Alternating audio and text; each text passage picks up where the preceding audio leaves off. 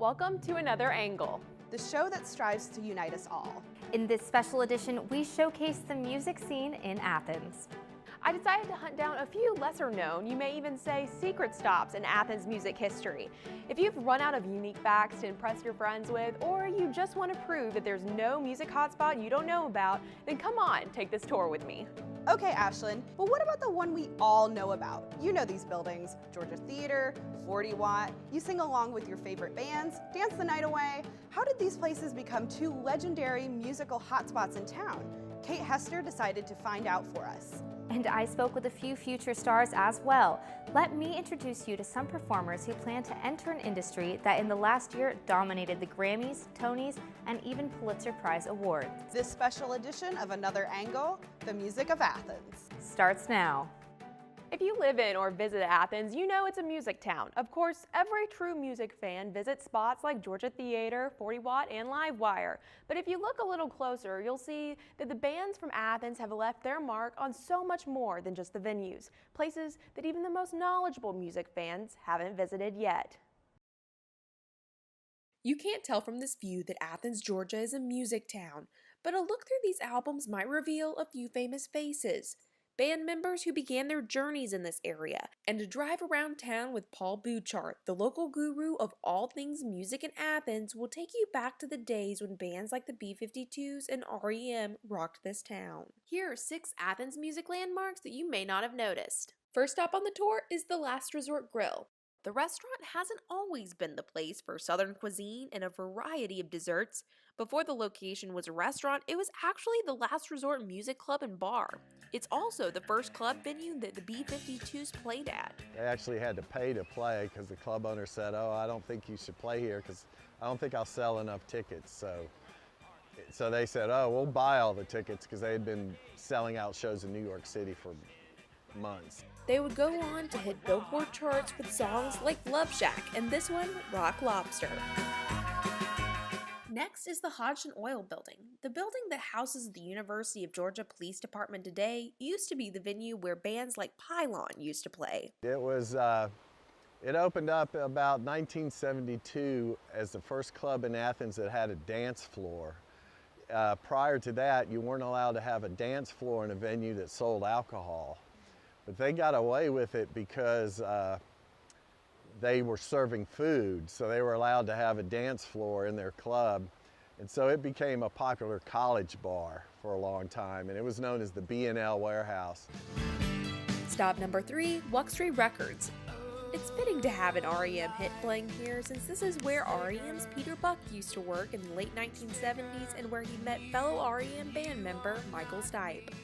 As far as REM is concerned, the landmarks that people point to are kind of visible. They kind of ensured their connection to Athens. They stayed in Athens. Up next is St. Mary's Episcopal Steeple. REM later played its first gig here at St. Mary's Episcopal Church. This steeple is all that's left of the church today, nestled next to Nucci Space on Oconee Street. Behind me we see the trestle. In Dudley Park, right off South Poplar Street, is the Georgia Railroad Trestle. REM fans may notice this structure from the front cover of REM's first full album named Murmur. On East Broad Street is Weaver D's, a restaurant that serves barbecue and Southern soul food near downtown. Look a little closer to the restaurant sign and you'll find the name of one of REM's albums, Automatic for the People. But they would put various names on the wall, and somebody, I guess, wrote down Automatic for the People. Bouchard says REM reached out to Weaver D's owner, Dexter Weaver, about using the well-known slogan. And they gave him, compensation for that, and totally embraced the Weaver D's thing. When the album came out, they, as promo items, they sent boiled peanuts to everybody from Weaver D's that had a stamp on it, Automatic for the People. So will there be another band to leave a legacy or landmark in Athens? I don't see as many bands, connecting themselves physically with various places in Athens. For now, I guess we'll have to stay tuned to find out. If you're interested in taking the music history tour, go to visit athensga.com. You can also find information on the other 8 tours they offer. You saw the many places that have shaped the musical history of Athens, but how do they reach such legendary status? Sarah Bertolini has the answer. We all have long-term goals and dreams, like our producer's dream to take over for the Today Show. For local artists, playing at the Georgia Theater is that dream. But how did this once Sears Hotel and furniture store come to house some of the best-known artists in the music industry? Kate Hester, who sadly had work today, shows us. The music scene in downtown Athens is one that people flock to. Athens is home to numerous music venues, with one of the most popular being the historic Georgia Theater on Lumpkin Street. The theater has had many big names up on its sign, including Zac Brown Band, Widespread Panic, and R.E.M. It is the ultimate goal for many artists, including one local artist, Ben Murphy. I haven't quite reached the pinnacle of the Georgia Theater yet. We're still gunning for that. Big time. I really like seeing the big red letters on the outside of the venue, and it'd be awesome to see Willie Pearl. Before reaching the theater, many local artists have the chance to play at 40 Watt Club on West Washington Street, another historic Athens staple, as well as one of Murphy's favorite places to play. Probably 40 Watt, honestly. That was a great time. Has a similar reputation as Georgia Theater, and then also had a great sound team there, really. The name 40 Watt comes from the single 40 watt light bulb that hung in the original location. The club now has a lot more than just one light bulb and is a popular spot for weekend nights in Athens. I would love to play at other Athens venues, definitely Georgia Theater, but then also any other smaller guys that are looking for a local band to play. We would love to play. Ben and Willie Pearl will play anywhere and everywhere until they reach the Georgia Theater, a venue known worldwide. With another angle, Kate Hester. There are upcoming shows to check out at both venues. Chief Keef performs at 40 Watt Friday, May 3rd, but I don't think he's the only Chief performing next month. Ashlyn Webb tells us more. If you walk downtown on a Saturday night, you're bound to hear the most popular hip-hop tracks booming out of every bar. But these aren't live shows. Alexandria Ellison met with local artists and DJs to learn why they're struggling to make a name in this small town.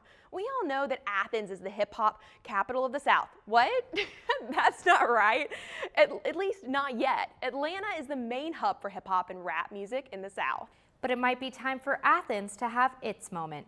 Meet a local group of artists who are trying to expand this hip-hop reach all the way to the classic city. But it is not so easy because they're driving it out of its old-time road. Alexandria unfortunately had to have class today, but she was able to prepare this piece for us. When I say Chief, y'all say Rocker. Chief! DJ Chief Rocka. When the hip-hop community calls, DJ Chief Rocka and promoter Montu Miller are there to answer. The first Tuesday of every month, they transform the Athens restaurant staple World Famous into a full-fledged venue showcasing diverse acts in the hip-hop scene, from producers to rappers.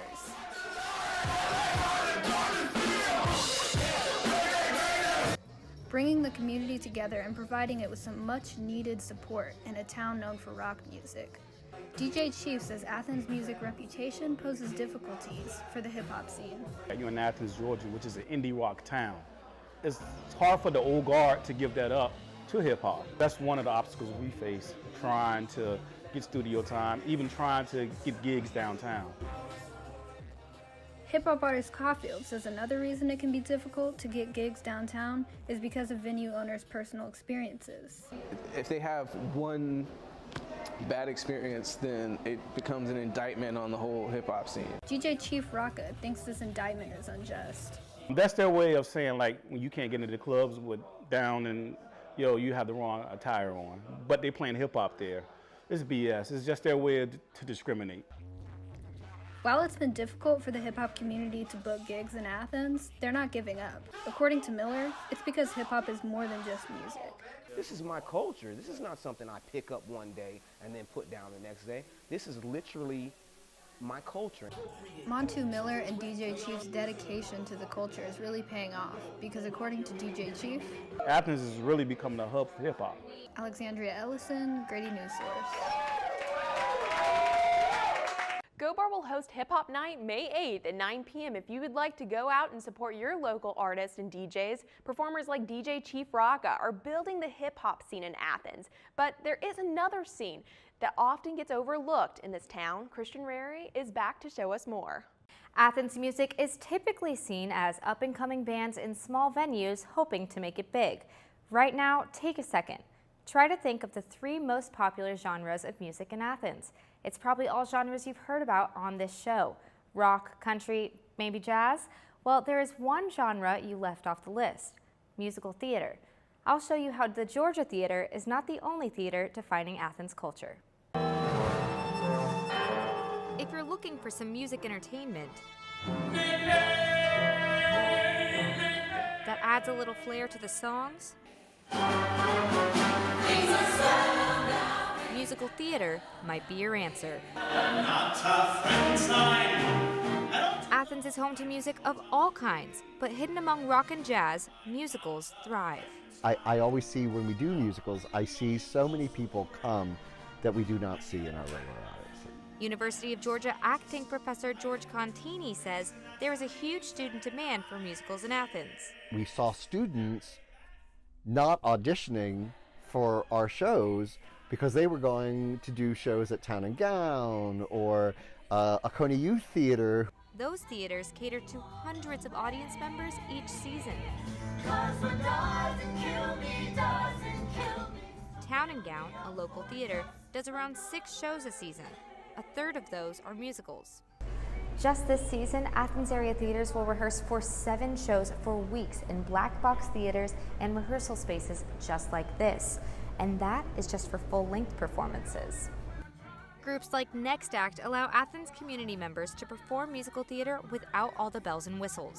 It just takes so much time and money and resources to put on a full show. Emma Matthews is the director for Next Act's Backwards Broadway.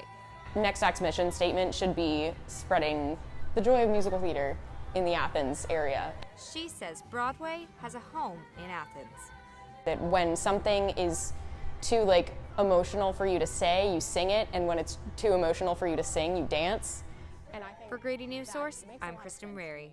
Now, even though UGA's theater season has ended, don't worry. There are still plenty of other opportunities to get your musical fix around town. Athens Creative Theater presents Ruthless, the musical comedy, May 2nd through the 5th. To purchase tickets, visit mortontheater.com. Thank you for joining us on our final episode of Another Angle this semester. We will be back in the fall, but remember to always look for the other angle.